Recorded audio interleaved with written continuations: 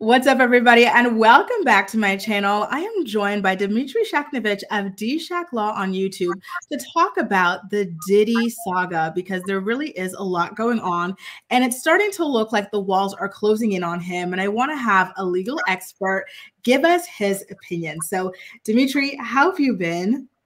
I've been good. Thank you so much for having me. I appreciate that, and I appreciate having the opportunity to talk about this, which is a big deal, obviously. Of course. Thank you so much for being here. It's always great to collaborate with you guys. Dmitry has an amazing YouTube channel. It's called D-Shak Law, and he covers all sorts of legal topics that might be of interest to you. He does celebrity law. There's a lot of stuff about politics as well. So make sure to head over to his channel, which I do have linked in the description box of this video. So Dmitry, have you seen the hotel video of Diddy and Cassie? Like, that really was gruesome. It was a difficult video to watch. And I'm just wondering how you felt watching it. Yeah, I've seen it. And as a consequence of my job, I see tough videos every day. This is a tough one. I mean, this is a tough one to watch. I squirmed in my seat. I've seen it now because I've done some of these kinds of interviews numerous times, and it doesn't get easier no matter how many times you watch it. So devastating video, difficult video to watch. Tough, very tough. What can you say? Exactly. It felt like a lot of hatred, not even just like an anger at a partner. It felt like pure hatred for her. And I don't understand it at all. I truly was disgusted by it. We're not yet aware of how CNN obtained a copy of the video. We just know that they're the ones who broke the video. And I'm kind of curious what you think might have been the source of the video. Do you think that this was something that was potentially obtained during the raid and was subsequently released, or something else potentially? Look at that. It will be pure speculation to talk about any of that. I just don't know, and nobody knows. I know there have been reports that Diddy bought it for $50,000 at some point. Yeah. Nobody really knows if that's true. Nobody knows, even if the video left the hotel enterprise, nobody knows where it went, when it went there, who had access to it, So it's impossible to really answer those kinds of questions. It really is a difficult one. It feels so coincidental 8 years later. And now hearing that Diddy had purchased a copy of it, his homes were raided, for it to subsequently be released. It kind of feels like it might have something to do with that. So I want to draw your attention to Kodak Black. He's a rapper whose lawyer says, listen, anyone who thinks CNN obtained the video is a sucker. This was a leak. And to me, it telegraphs the fact that he is about to be charged in a bigger case. This way, if Cassie is the star witness, they can rely on the fact that she was essentially under his control. By the way, that's why this case should have been settled way before all of this. So how do you feel about like his position on the entire thing? Do you think that he might be right in some capacity? Yeah, he might be. Look, I'm not a big conspiracy theory guy, but I'm not a naive guy. It's possible that as a result of everything we've seen over the past several months, not just this video, that something is coming down the pipe, right? The lawsuits, the accusers, the allegations in those civil lawsuits are tough. The raids, right? Whenever somebody is raided, whenever a search warrant is executed upon a residence, that's not easy to do. And that's typically not an indicator of something good coming down the pike. So it's entirely possible that all of these factors combine to lead to some criminal charge, but we don't know if and when that would happen. So again, it's important to base our understandings in what we know, in the facts. And quite frankly, we just don't know much. The lawsuit was settled well before anybody could really get anything out of it. So we have to really keep that in mind. The video is horrifying. I mean, forget about the legal stuff, right? The video is just so tough. It's going to be ingrained in the minds of the American public for forever. I don't know if he can be prosecuted for that isolated act because it happened so long ago. But that seems to be really an afterthought because of the visuals, right? Exactly. At this point, it's just something that you can't forget. And, another thing I couldn't forget when I was watching the video was the way that he called everybody who accused him a liar. He had released a statement before the video came out. He said, enough is enough. These people are all after some, easy money, fast money, and they're trying to tarnish my name. And then for this video to come out, then for him to come out with an apology about how he's been to rehab, he sought God and whatnot. It really feels so disrespectful at this point. And now, in speaking of the video, I want to know what you think, or in your expertise, if the hotel that they were staying at, the Intercontinental Hotel, has any sort of liability if the reports are true. Again, Diddy reportedly bought a copy of this video for $50,000, and it was also being reported, I believe, by his ex-bodyguard that Cassie was also given a copy of this video. So now knowing that an employee of the hotel, or potentially multiple employees, saw what happened, failed to report, and then allowed him to buy a copy, like, does that open them up to any kind of liability? So a few things. Number one, there are very few people, entities in the law that are deemed mandatory reporters, right? People that they find out about something going on, a crime, and they have to report it. That's rare. You're talking about therapists sometimes, guidance counselors, people who have formed with a victim some sort of special relationship. And as a result of that, the law says if you find out something, you have to say something. That's rare. It doesn't apply to hotels. Now, hotels owe duties to people to not endanger their guests, essentially, right? Now, you get into tough legal waters because typically those duties don't account for intentional acts, such as the assault that we saw in the video. Typically, the duty is displaced, right, when something like that happens. What I mean by that is that if the hotel did owe a duty to Cassie, it can't necessarily foresee that Diddy would do that, right? Because that's an intentional act. And we don't hold, generally, third parties responsible for the intentional acts of others. That's how the law works, right? You hold people responsible for what they can foresee. Typically, you can't foresee a crime, right? They're illegal and obviously sometimes violent. Now, the other issue is the statute of limitations. This was many years ago, so it's possible that you can't even sue them now because of that. And look, nobody even knows. I mean, maybe they settled it. I mean, who knows? Nobody knows. But it's possible that some liability would exist if not for that issue.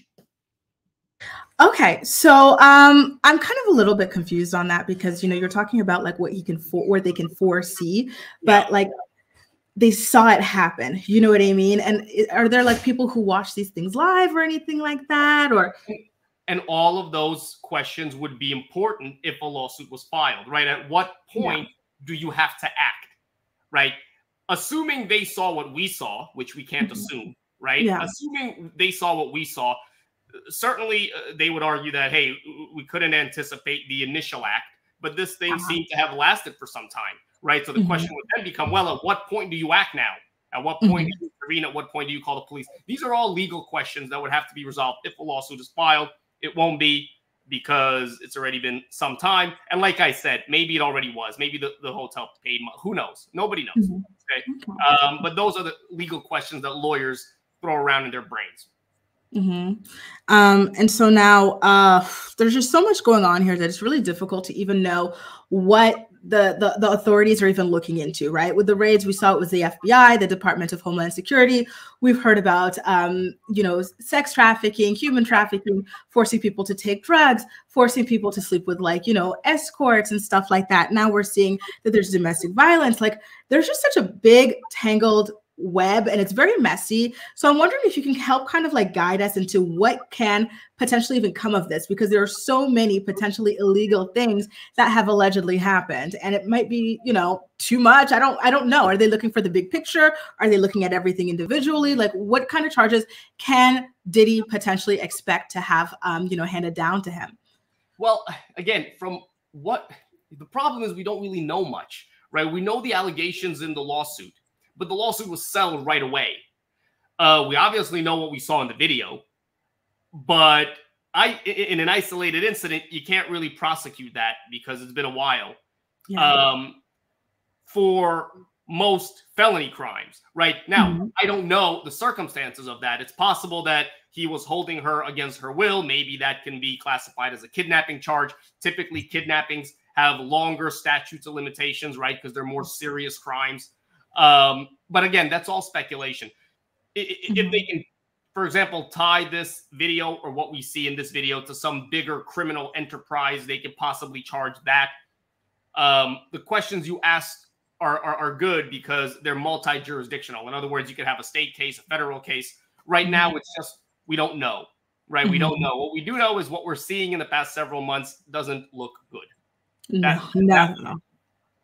And I'm happy that you mentioned the kidnapping charge, because that was one of my questions, because it's, you know, you see her, she looks like she escaped somewhere. She's barefoot, she's pressing the button frantically, and then she's putting on her socks or her shoes and everything. And then she gets grabbed from behind, beaten, kicked, and then dragged. So it does look like a clear case of her being dragged somewhere against her will. So I do feel like, you know, and you can correct me if I'm wrong, there could be a strong case for that.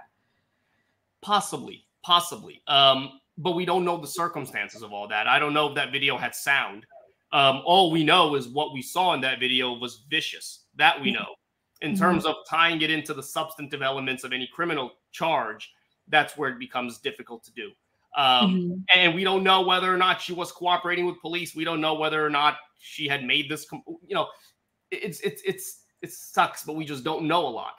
You know, maybe that's by design, right? But we just don't know a lot right now, and so all of this is pure speculation. But all these things are things that are rattling in the heads of folks, right?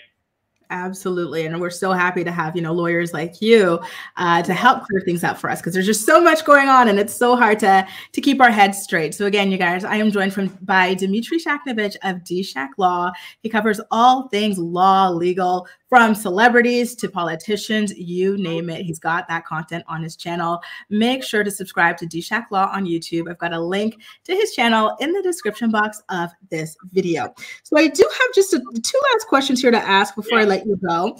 Cassie has since been married since she escaped P. Diddy to her husband, Alex Fine, and together they've got children. And it has been reported, I think by him and her, that he helped save her. He had witnessed some things happening and he said, this is not okay. I need to help this woman get away.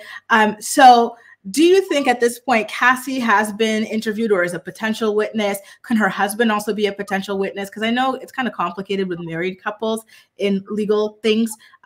Is that like a potential option here?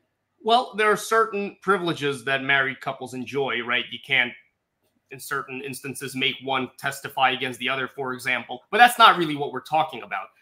Whether or not she has been interviewed, again,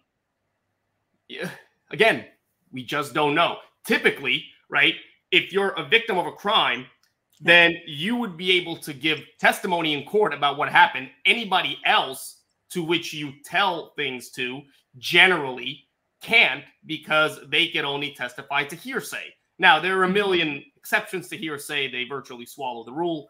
And maybe some of those would apply here, but it would depend on the facts, the charges, timelines, all of that. I can't imagine her husband would have a huge role in any case that comes up or goes to court, if anything comes up or goes to court.